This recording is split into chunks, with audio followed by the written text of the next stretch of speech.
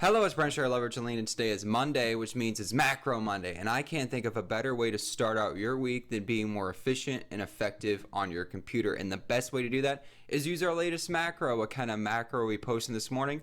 Let me show you.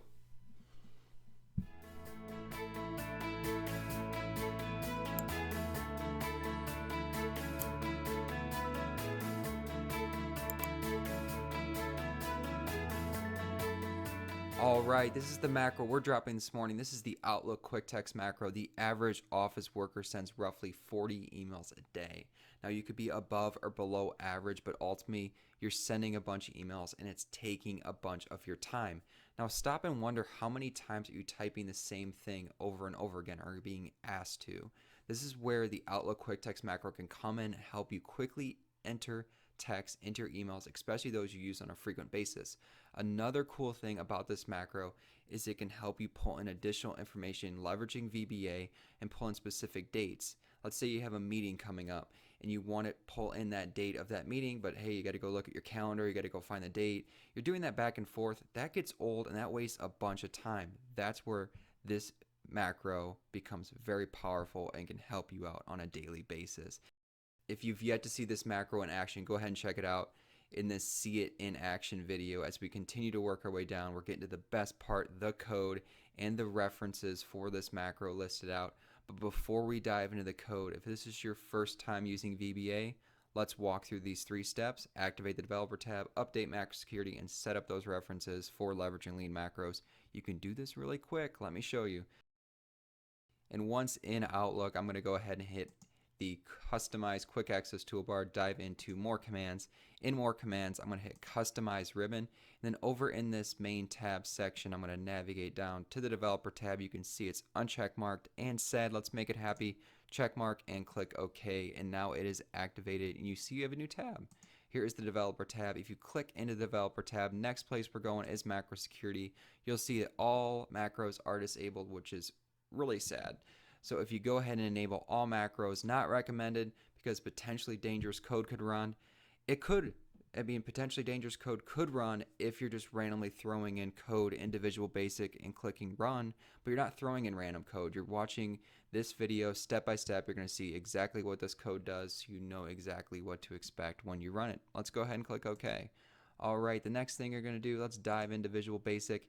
You can see I already have a module 1 out here because I'm going to show you this later in this video, but we want to talk about references. Let's go to Tools, go ahead and hit References, and you'll see here are the available references you have set up currently. Now, I already have checkmarked the Microsoft Office 16 for Word. You can see it just above this highlighted one here. You may have to navigate all the way down and find that. You can see things in alphabetical order. You can just navigate down and find Microsoft and go ahead and find that.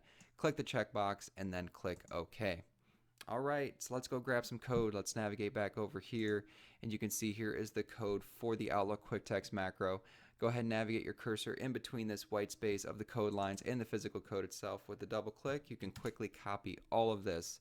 Navigating back into Visual Basic, let's find some white space to go ahead and paste this in. You can see I already have my version of this macro out here to show you, but here's what I have out here on the website. You can see here is where you can enter in the labels for the input box. So here is where you're going to want to spend a little bit of time saying what's going to help me remember what I'm going to pull in later on in this macro. It can be something short. It can be exactly what you're going to pull in. Whatever helps you quickly navigate and enter in that leading number to pull in that text, you're going to enter in here. And then here is where the text actually pulls in. Whatever you put into these quick text equal fields here based on the leading number that you indicate, that's what's going to pull into your currently open email. And you can see in a real life example what I have here is just some of these labels just indicating what I'm going to pull in, and then the meat of what's actually going to pull in to the Outlook email. All right, let me show you this. So if I snap this over, I'll go ahead and we'll open an email in Outlook and start walking through this code. So if you just click New Email, so let me walk through this macro. I'm going to click into the body of the email, and then just walking through Visual Basic, I can show you what's going to start happening when I just start hitting F8. Once I start to walk through, if there's an error, I'll finish this macro, head to the end, show you a little message box. But here are the options, and here's where all of your labels are going to display in this input box here. So here's the input box. Here's where you're going to enter in the leading number to then pull in the quick text you want to display. An easy one to walk through first will just be 4. So I'm going to pull in, I greatly appreciate your assistance. That's the label, and that's the exact quick text it's going to pull in. So now it's going to look to make sure you entered in an appropriate action. If you've entered in nothing, I'm going to exit. But if you've entered in a valid number, in this case 4, it's then going to actually accept that quick text and then move on into enter it into the email. So it's going to actually identify the inspector, use the word editor, and then based on your selection, insert it before. So it's always putting things in before any text that you've placed the cursor on. So you can see that quickly enter here, and then we've just exited. And then we've just exited this macro. All right, pretty straightforward, right? Now, a really cool way to use this macro is to enter in a custom button. It's really easy to do. Let's go back to Customize Quick Access Toolbar, go to More Commands, Customize Ribbon again, and then this is where you're going to enter in a custom group. I like to put it in between the clipboard and basic text. So you can go ahead and click New Group, and now you have a custom group here. You can enter in a group name or not. I like to blank it out. And then from the popular commands drop down, find the macros option.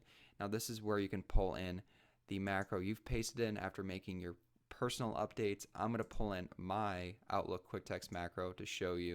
And then I'm just going to rename this. I hate that it pulls in the project. I don't like that it has no spaces. So I'm just going to go ahead and do some deleting here.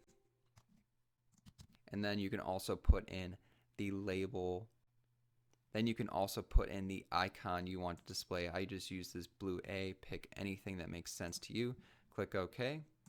And now you'll see that custom button neatly placed in between the clipboard and basic text. And it's really easy just to then click that custom button to get that input box to quickly enter in the text you want to display. Now if I show you one, this is where it's going to pull in a date. So you can see that it actually pulled in a date for next Tuesday, which is tomorrow, but it actually pulled that in into that quick text. And I can show you that in VBA here with the function weekday and just the formatting that I've also mentioned over here. You can see that I'm formatting the date, I'm looking for a Tuesday, and I'm also looking for one next week. And I also do this in another option here for option 2, and I can show you that real quick. So let's say you actually highlight the text. Let's say you highlight this, I'm going to pull into, it's going to place it before. It's not going to actually overwrite the text, it's just going to place it directly before. You can see it do that here with that text. All right, let's go ahead and close Visual Basic. Navigating back here, I'll show you the Customize section. This is where I kind of explain you can update those labels.